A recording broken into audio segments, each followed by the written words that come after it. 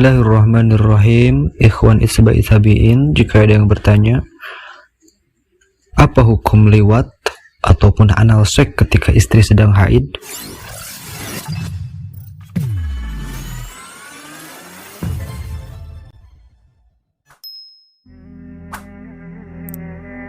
Di dalam kitab Fathul Mu'in halaman 104, di situ ada lafaz wa yahrumu bihi ma yahrumu bil jinabati wa mubashirati ma baina syarratiha wa rukbatiha wa qila la yahrumu ghairul wat'i wa ikhtarahu an-Nawawi fi tahqiqi li khabari Muslim isna'u kulla syai'in illa nikah, yang artinya haram bagi orang yang berhaid melakukan segala sesuatu yang diharamkan bagi orang yang junub. Begitupun haram baginya mempertemukan kulit anggota tubuh yang ada di antara pusar dan lutut, yakni kemaluannya. Ada juga yang mengatakan tidak haram. Tidak haram segala sesuatu yang diperbuat di antara anggota tubuh pusar dan lutut tidak haram, mau itu diraba ataupun selain sebagainya, itu tidak haram kecuali jima. Sepakat, jima tidak boleh dilakukan terhadap istri yang sedang haid. Imam Nawawi telah memilih kaul yang kedua, yakni di dalam kitab Tahqiq, karena merajuk kepada sebuah hadis Rasulullah SAW yang telah dibacakan tadi, yang artinya perbuatlah segala sesuatu terhadap istrimu kecuali jima. Jadi istimna ataupun memperlakukan istri selain jima itu diperbolehkan. Begitupun tentang anal seks ataupun menjima istri dari jalan belakang lewat anus, mohon maaf, ada yang berpendapat haram menjima istri dari jalan belakang ataupun anus, sering disebut sekali dengan anal seks, itu hukumnya haram.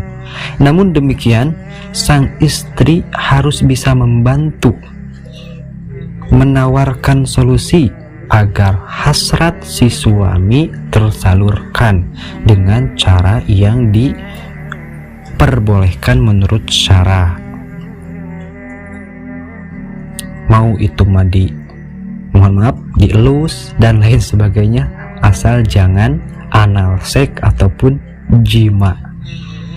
Bahkan di dalam kitabnya Hayatul Jen halaman 34, di situ ada lafaz watasiu al-wad'u walau bihailin sahinin walau ba'dan kita iddami wa qabla al-ghusli wa mahalu hurmatihi idza lam yakhaf al-zina fa in khaffahu wa ta'ayyana al-wad'u fil haidi tariqan lidaf'ihi jaza li'annahu idza ta'arada ala syahsi mafsadatani kuddima akhafahuma. Artinya, dari keharaman terhadap istri yang sedang haid, yakni nomor 9, yaitu dengan menjima istri yang sedang haid meskipun zakar suaminya dibungkus dengan penghalang yang sangat tebal, mungkin sekarang bisa disebut dengan silikon atau kondom. Tetap walaupun zakarnya dibungkus dengan sesuatu yang tebal, maka hukumnya tetap haram. Begitu juga bentuk haram menjima si istri yang sedang haid meskipun ia setelah terputusnya darah haid, tapi dengan catatan si istrinya belum mandi. Tetap itu hukumnya haram meskipun darah haidnya sudah terputus, tapi si istri belum melaksanakan mandi wajib, mandi setelah haid, maka tetap hukumnya haram menjimanya.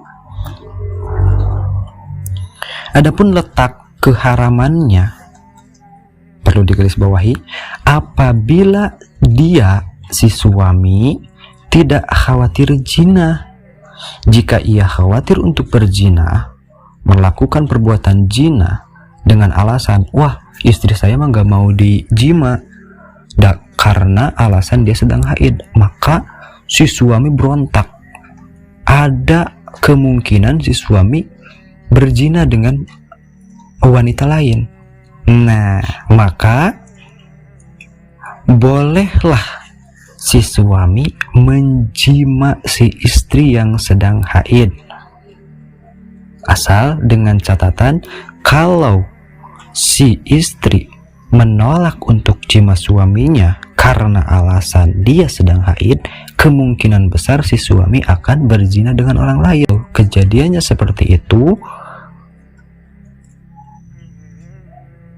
ada kebolehan, tidak termasuk haram si suami menjima si istri yang sedang haid. Kita kembalikan kepada kaidah usul fikih, idza ta'aradu ala syahsi mafsadatani quddima akhafahuma, yang artinya ketika ada dua mafsadah, dua bentuk mafsadah kemaksiatan yang ada terjadi pada diri seseorang, ada mafsadah yang bertentangan terhadap seseorang, maka dahulukanlah mafsadah yang lebih ringan. Kita kembalikan kepada kasus yang tadi, si istri menolak si suami untuk melaksanakan jima, kemungkinan si suami akan berzina dengan orang lain. Tuh, ada dua mafsadah. Mafsadah yang pertama menjima saat haid, mafsadah yang kedua si suami akan melakukan perzinahan jika si istri menolak ajakan si suami. Mana mafsadat yang lebih ringan? Yaitu menjima si istri yang sedang haid.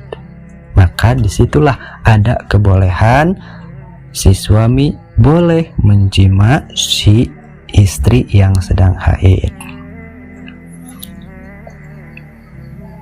Bahkan diteruskan, walau ta'arradu alaihi alwat'u fil haidi wal istimna'u biyadihi falladhi yadharu annahu yuqaddamu al istimna'u fa innal wat'a fil haidi mutafakun ala annahu kabiratun bihala fil istimna'i fa inna ba'dul madhabi yakulu bijawazihi inda hayjanil syahwati wa huwa inda syafi'i saghiratun, yang artinya andai berjima pada waktu haid dan melakukan istimna dengan tangannya ataupun onani dengan tangannya si suami yang bertentangan terhadapnya, si istri sedang haid, si istri nolak dong, gak mau saya disetubuhi. Akhirnya si suami nganggur, si suami bakal melaksanakan onani. Nah, maka jelas onani lah yang didahulukan. Kenapa? Karena mafsadah paling ringan yakni onani dibandingkan menjima si istri yang sedang haid. Mayoritas ulama berpendapat bahwasannya melakukan jima di saat istri sedang haid merupakan dosa besar, sedangkan onani, maka hukum onani tersebut menurut mazhab Imam Syafi'iyah itu termasuk dosa yang kecil, dengan catatan si suami melaksanakan onani yakni dengan melampiaskan hasratnya dan nafsunya yang sangat menggebu-gebu. Dikhawatirkan jika tidak dikeluarkan maka akan terjadi hal yang lebih bahaya lagi dibandingkan dengan onani. Wa yukhadu min dzalika annahu law ta'arradu alaihi az-zina wal istimna'u biyadihi kuddima al istimna'u lima dzukira wa kama yahrumu al wat'u fil haidi yahrumu wat'u halilatihi biduburiha fil haidi wa ghairihi. Dari keterangan tersebut dapat diambil bahwasanya andai berzina dan onani bertentangan terhadapnya, maka onanilah yang didahulukan, karena itu mafsadah yang lebih ringan dibanding menjima istri pada saat si istri sedang haid.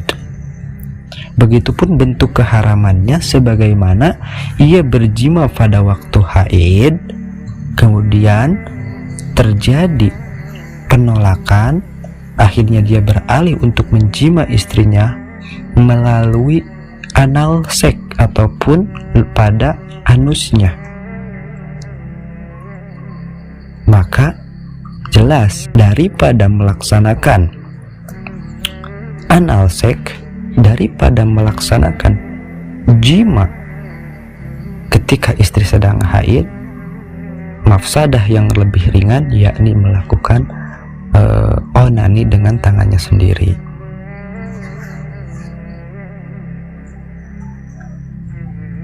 Wallahu alam bissawab.